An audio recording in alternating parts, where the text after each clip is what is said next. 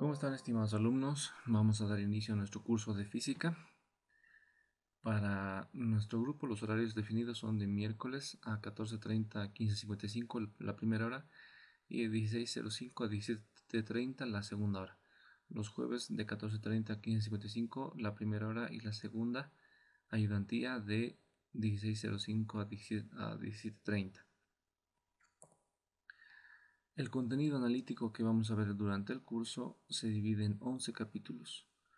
El capítulo 1, Fundamentos; 2, Vectores en el plano y el espacio; 3, Cinemática unidimensional; 4, Cinemática bidimensional, movimiento parabólico, hasta donde sería el primer examen parcial de acuerdo al cronograma publicado en la dirección. El capítulo 5, Cinemática bidimensional, movimiento circular; capítulo 6, Dinámica de la partícula; capítulo 7, Dinámica circular; capítulo 8, Estática. Y hasta aquí el segundo parcial definido en el cronograma. Capítulo 9, Trabajo, potencia y energía; capítulo 10, Cantidad de movimiento y colisiones; y capítulo 11, Fundamentos de electricidad, estos tres últimos correspondientes al tercer parcial. La bibliografía recomendada es el libro de Física Universitaria, volumen 1 de Serge-Szymanski, y el volumen 2 para la parte de electricidad, o el libro de Física Mecánica de Álvarez Guaita, el libro de Física General de Goñi Galarza, el libro de Física de Wilson Buffa, el libro de Física General de la editorial Schaum, Mil problemas de física general de Fidalgo Fernández, Física, teoría y ejercicios resueltos de Custodio García, Problemas de física y cómo resolverlos de Aucayanchi Félix, o cualquier otro solucionario que ustedes tengan. Capítulo 1. ¿Qué es la física? Definamos entonces la física. Es el estudio de los fenómenos naturales y las leyes que rigen el universo. Es la ciencia experimental que investiga los conceptos inherentes a la materia, la energía y sus relaciones. La física se divide en dos: física clásica y física moderna. La física clásica se divide en mecánica, termodinámica, electromagnetismo y óptica, y la física moderna en física relativista y física cuántica. La física mecánica, por su parte, se divide en cinemática, estática, dinámica, gravitación, hidrostática e hidrodinámica. Asimismo, el movimiento ondulatorio, la termofísica, la electricidad y la óptica tienen sus divisiones, de las cuales vamos a estar estudiando la física mecánica en sus tres primeras ramas: cinemática, estática y dinámica, y electricidad en una introducción a la electrostática.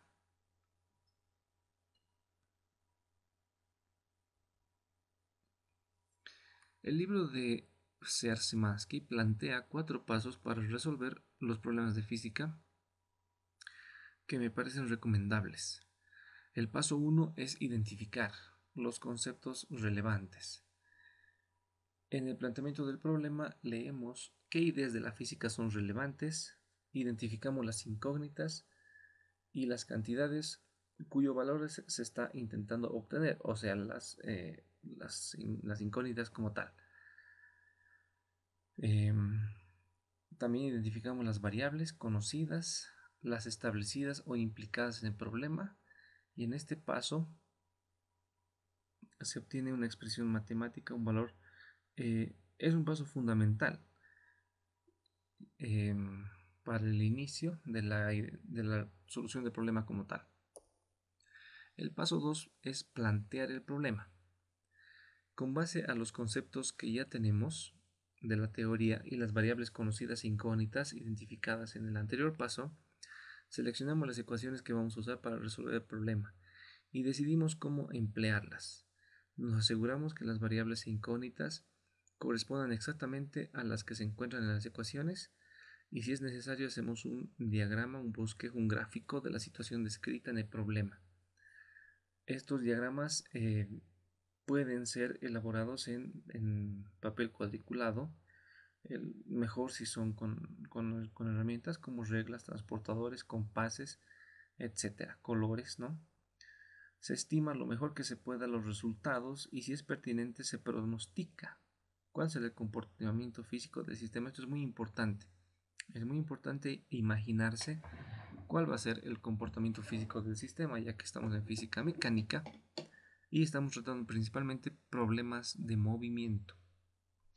Los ejemplos incluyen sugerencias como eh, hacer tipo de estimaciones y pronósticos, pero la mejor forma de entrar en práctica es pues practicando, ¿no? O sea, así resolviendo ejercicios de forma constante y continua. El tercer paso es ejecutar la solución. Entonces acá, con las ecuaciones planteadas en el anterior paso, con las ideas claras, resolvemos las ecuaciones algebraicas que nos hemos planteado y en realidad hacemos álgebra, ¿no? Despejamos variables y calculamos el resultado. Lo más importante en este paso es tener clara el álgebra y aplicarla de la mejor forma.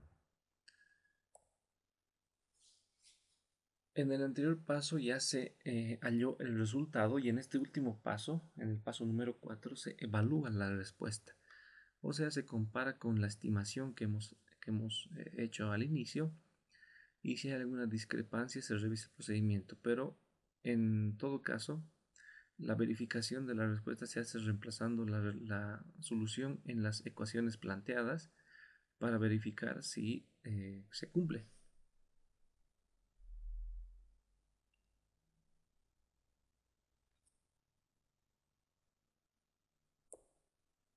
Definamos magnitud. Una magnitud es una propiedad perceptible de un sistema físico. Es una cantidad factible de ser cuantificada. Unidad de medida es la unidad en que se mide una determinada magnitud. Y estas unidades están agrupadas en sistemas de unidades. La dimensión es la simbolización de las magnitudes fundamentales que se pueden medir en distintos sistemas de unidades, pero las dimensiones son únicas y generales. Por ejemplo, las magnitudes fundamentales son aquellas magnitudes que construyen los sistemas de unidades. Son independientes unas de otras y se definen por sí solas. Por ejemplo, la longitud, masa, tiempo, corriente eléctrica, temperatura termodinámica, intensidad luminosa, cantidad de sustancia. De todas estas magnitudes fundamentales, las más utilizadas para nosotros en física mecánica van a ser longitud, masa y tiempo, LMT. Y en el capítulo 11 veríamos corriente eléctrica I.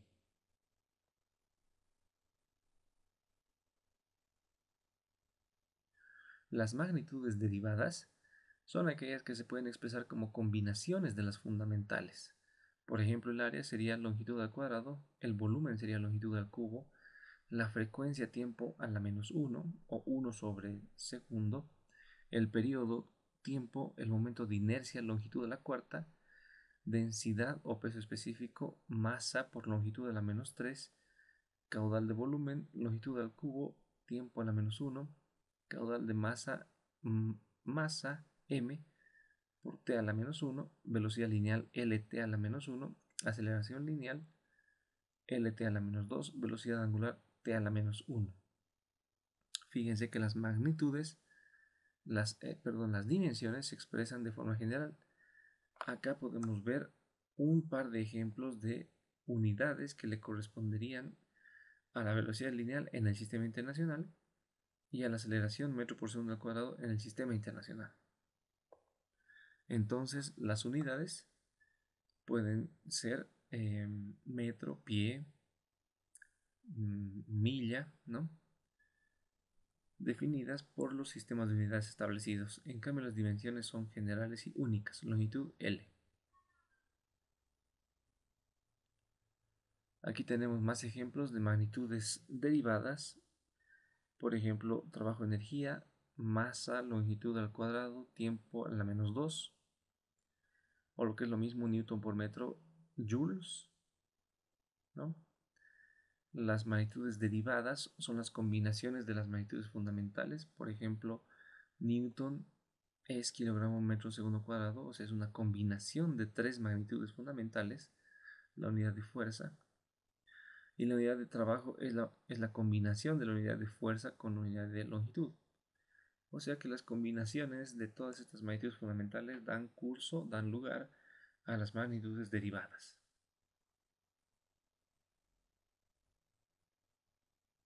Sistemas de unidades.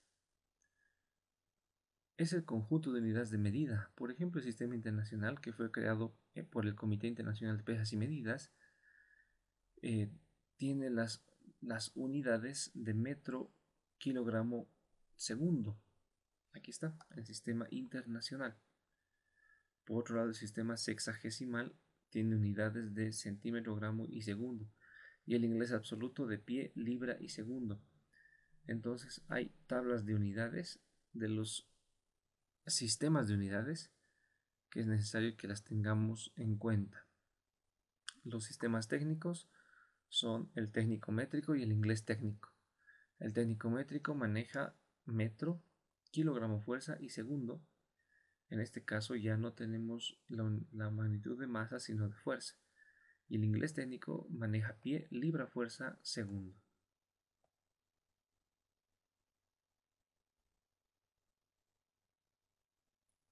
Aquí tenemos algunas unidades de cantidades comunes, por ejemplo en el sistema internacional.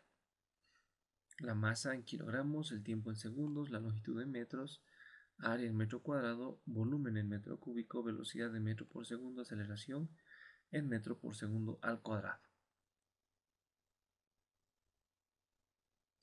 ¿De dónde vienen estas unidades de medida? Por ejemplo, el metro es la distancia que la luz recorre en el vacío en 1 sobre 299.792.458 segundos.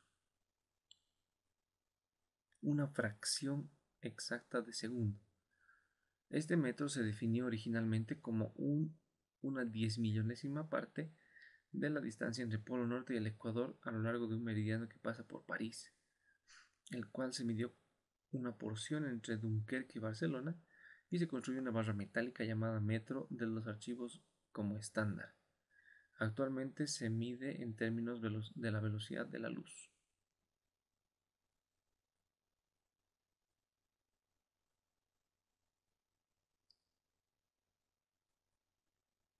Por su parte, el kilogramo es una medida estándar del Sistema Internacional para la Masa. Se definió originalmente en términos de un volumen específico de agua de un cubo de 10 centímetros de lado, por lo que se asoció al estándar de masa con el estándar de longitud. Ahora el kilogramo estándar se define como un cilindro metálico, un prototipo que se conserva en la oficina de pesos y medidas, que se fabricó en la década de los 80 con una aleación de platino e iridio. Se han producido copias para usarse como prototipos nacionales de 1 kilogramo, uno de los cuales se encuentra en Estados Unidos y se guarda en el Instituto Nacional de Normas y Tecnología.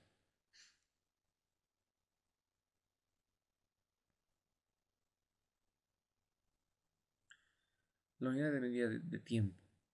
El tiempo es un concepto difícil de definir. Una definición común es que el tiempo es el flujo continuo de sucesos hacia adelante. Por ejemplo, el filósofo griego Platón decía que el tiempo es el flujo continuo y hacia adelante de los sucesos. El Sol, la Luna y los planetas fueron creados para definir, lo sé. Pero si quiero explicarlo a quien lo pregunta, no lo sé. Marco Aurelio, el filósofo y emperador romano, escribió: el tiempo es una especie de río de los hechos que suceden y su corriente es fuerte. Asimismo, en los cuentos, como por ejemplo en Alicia en el País de las Maravillas de Lewis Carroll, el sombrerero creía que, que si conocían el tiempo, él decía que si conocían el tiempo también como yo, no lo harías de desperdiciarlo. Y así se hacen muchas referencias al tiempo en esa película y en muchas otras, ¿no? Y en muchas otras lecturas, en muchos otros espacios de la literatura mundial.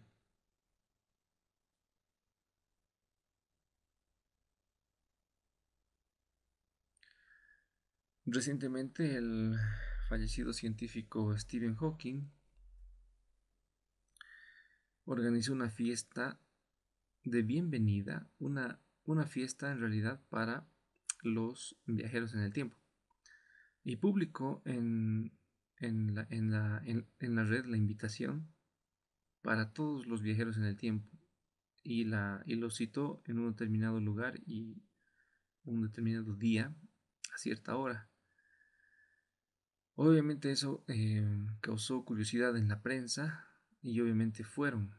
Solamente la fiesta estaba organizada para los viajeros en el tiempo y Stephen Hawking era su anfitrión. La prensa, todos los medios se quedaron afuera para ver quién llegaba y nadie llegó. Pero le preguntaron al científico y él dijo, eventualmente en algún momento, esta fiesta sí va a tener algún invitado, ¿no? Alguien que realmente viaje en el tiempo y y vaya a la invitación de esta fiesta y se presente.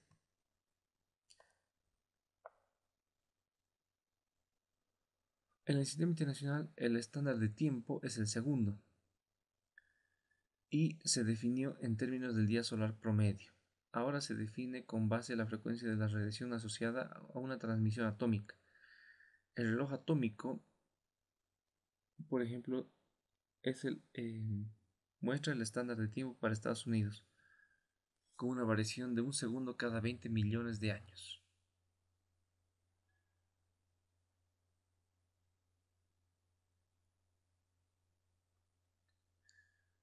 Para expresar cantidades o muy grandes o muy pequeñas, se utilizan prefijos, múltiplos de 10 y prefijos para expresar las unidades de medida.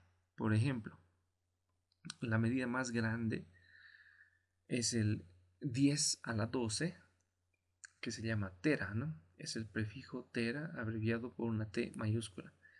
Y así vamos bajando de 3 en 3, pasando por giga, mega, kilo. El kilo es el más conocido, ¿no? Para kilogramo, kilómetro, hectodeca y deci. Ya empiezan a ser medidas pequeñas. Cuando queremos expresar medidas muy pequeñas, la potencia de 10 es negativa, ¿no? Por ejemplo, el mili para milímetro, que es igual conocido, subiendo de 3 en 3, pasando por micro, nano, pico, femto y ato, que sería 10 a la menos 18.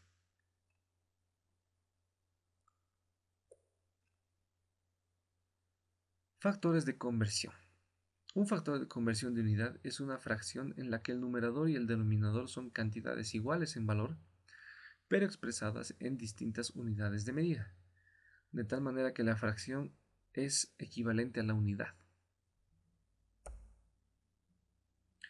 Por ejemplo, acá se puede ver que un centímetro y una pulgada no son iguales, pero un centímetro es igual a 0.394 pulgadas o una pulgada es igual a 2.54 centímetros.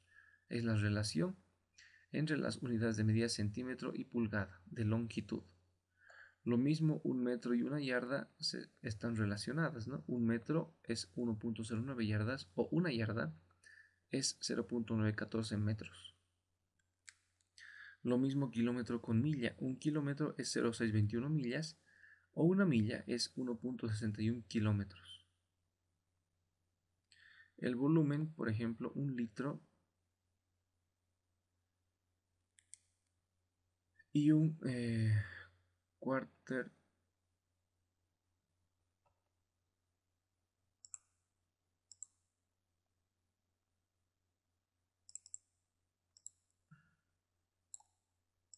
La masa, por ejemplo, la relación de kilogramo y libra es 2.2, ¿no? Un kilogramo son 2.2 libras. O una libra es 0.454 kilogramos.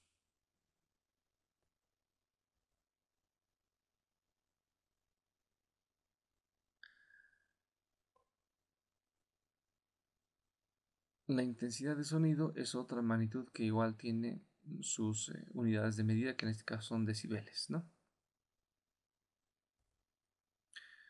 Cifras significativas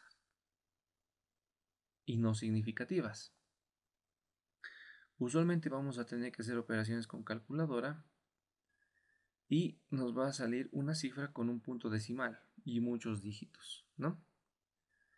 Entonces, una cantidad no puede ser más exacta que la cantidad menos exacta que interviene en el cálculo, de manera que este resultado debería redondearse a, por ejemplo, en el ejemplo, a dos cifras significativas. Por ejemplo, si ponemos en la calculadora 5.3 entre 1.67, la cifra menos exacta entre las dos es 5.3 porque tiene dos cifras significativas. Por lo tanto, el resultado, que sale 3.1736529069.5, debiera redondearse a dos cifras significativas, por ejemplo, 3.2.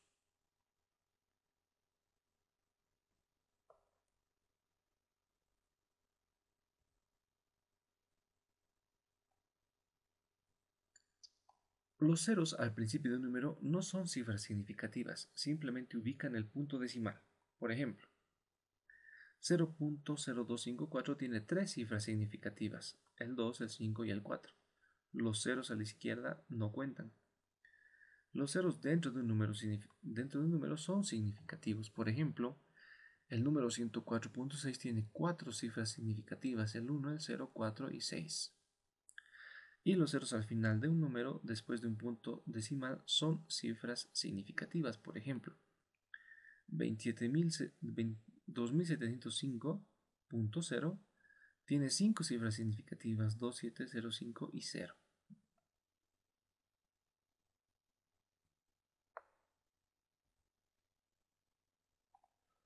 Al calcular, al multiplicar y dividir cantidades, se deja tantas cifras significativas en la respuesta como haya en la cantidad con menos cifras significativas, como ya hemos visto en el ejemplo. Al sumar o restar cantidades, se deja el mismo número de posiciones decimales redondeadas en las respuestas como haya en la cantidad con menos decimales.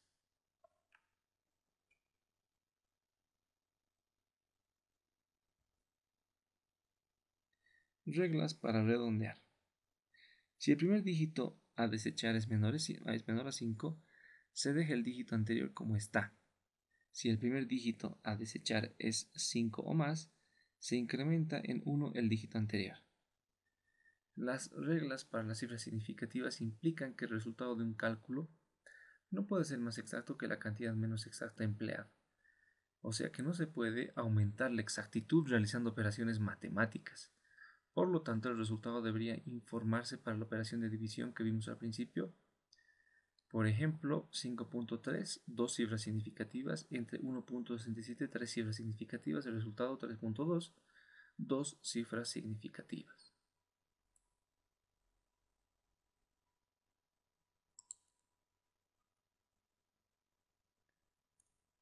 Por ejemplo, tenemos la operación 2.4 de dos cifras significativas por 3.65 de tres cifras significativas, lo que nos da 8.76, que se debería redondear a 8.8 de acuerdo a la regla a dos cifras significativas, que es el número con menos cifras significativas de los dos que están interviniendo. En división tenemos el 725.0 con cuatro cifras significativas entre 0.125 con tres cifras significativas. El resultado es 5800, lo que debiera representarse con tres cifras significativas, o sea 5.80 por 10 a la 3.